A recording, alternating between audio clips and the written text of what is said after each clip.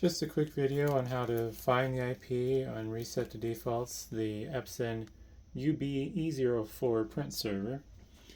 And with this, if you don't know the IP address while it's plugged in your network, what you want to do is you'll take a little pointy thing, and there's a switch in the back there, right there, that you can push in to it with your pointy thing, and it'll print a little receipt saying, whoops, your IP address. I'm just going to do it like this, it'll be fine.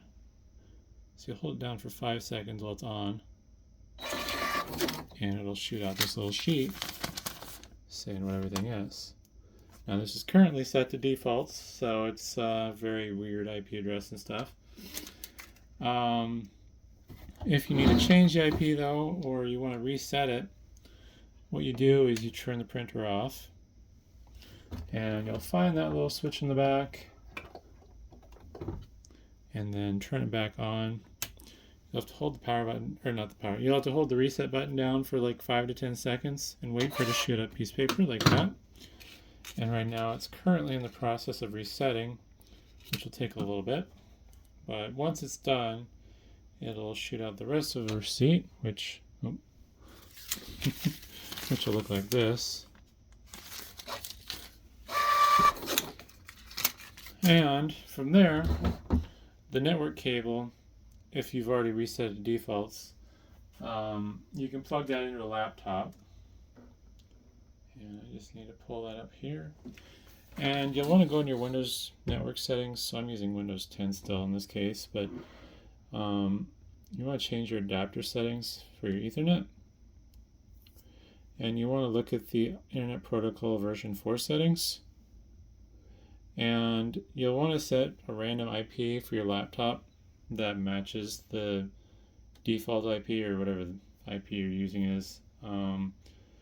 I think if it's already configured, you will have to configure the gateway. But in my case, since it's a default, the IP of the printer is 192.168.192.168 with the subnet mask of 255 3 times in a row. So I've just put my laptop to 192.168.192.10, and it'll show that you don't have an internet connection because obviously the printer is not connected to the internet when you're directly connected to it. And to get into the settings, I suppose I should I'll see if I can log out. Maybe I'll just refresh the page.